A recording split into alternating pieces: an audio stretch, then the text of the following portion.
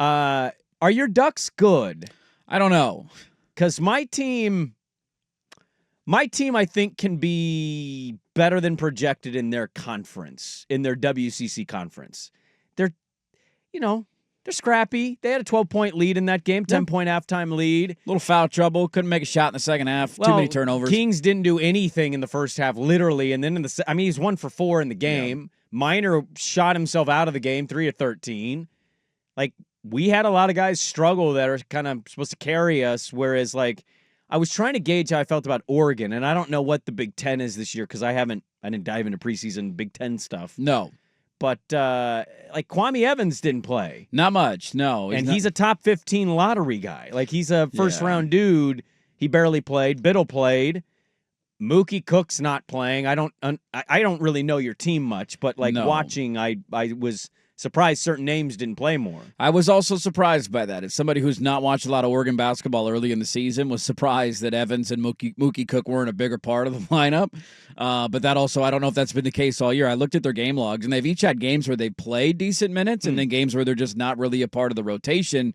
Wasn't an injury, wasn't foul trouble. Part of it, I think, was Biddle had a really big second half, so they just kind of rode him. And Evans can't really shoot. He's not a big-time scorer, no. So it's like more of a stretch out the Oregon State defense. He's more of a defender kind of guy. And look, when Biddle has a career-high 23 points, they just kept dumping it to him, and he was like throwing up all sorts of weird backwards hook shots, sideways, flip over the head, and everything was going in seemingly in the paint. So I think they just rode with that, and then Shellstad took over in the second half. He knocked down some big threes. Mm-hmm. I still don't know how he made that last shot to put him up by 3. That just little runner on the side. Running down to the baseline, like, let's kind of flip this up, and it went in. It kind of summed up the second half for them. And it was an entertaining game. I think that was tough for Tinkle to have that kind of lead. There was a video of him.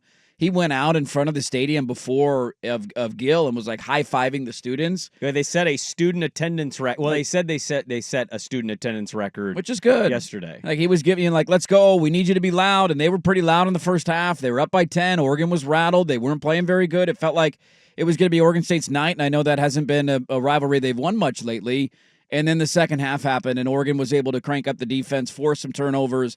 Shellstad got hot late. They had no answer for Biddle. A couple of questionable foul calls definitely happened in the second half of that game. But the thing about Dana Altman that I will always remind myself is that they get better as the year goes on. Mm-hmm. And so whatever they are right now. They're 5-0 is what they are. They're off to a good start. They haven't played their way out of a seed in the NCAA tournament yet, which is good. They almost lost to the University of Portland.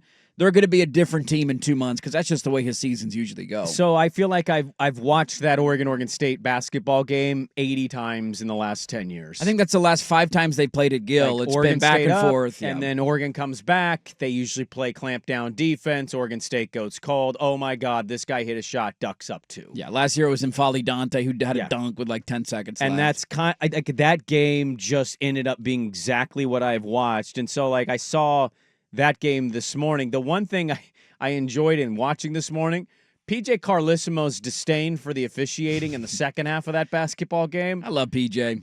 I'm a big PJ guy. I like PJ on the call that one. Him just openly like, there's a lot of fouls here. What are we doing?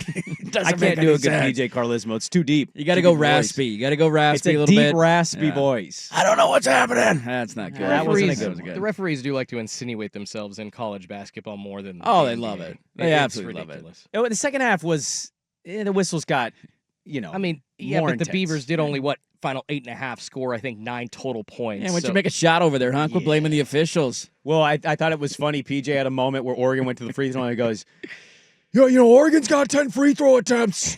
Oregon State doesn't have that many. You guys aren't attacking the hoop enough. Look at PJ wearing some orange and black right now. Let's go to the paint. What are we doing? Get in the paint. Go take it to the rim. Quit jacking up jumpers, all right? You're not going to get any foul calls out there. Contrary to what some of the mentions say, no, I'm not coming in all rough. It's 5 games into like a 31-game basketball season. It's all right. We can all feel your pain. I'll be it's okay. I don't know if he will, but he won't be okay. We play in the WCC and the Pac-12. The bag is ready to go over the head. It's all right. Don't worry. Things will be okay. I keep telling myself, this team's got some experience. They also got some like transfer guys. They're playing largely, and I know the Pac-12 hasn't been great in hoops, but they are playing in the WCC. They should be able to hang That's going to help you a little with bit. most of the teams. The logos on the floor was weird. First Oregon You State saw game I that, saw, and yeah. you're just like, Very okay, weird. we got both. All Yeah. right, so check both boxes there. I actually did come away with the game pretty impressed with Oregon State. Like, I don't know a lot about their roster. I know they went deep international to go find their guys.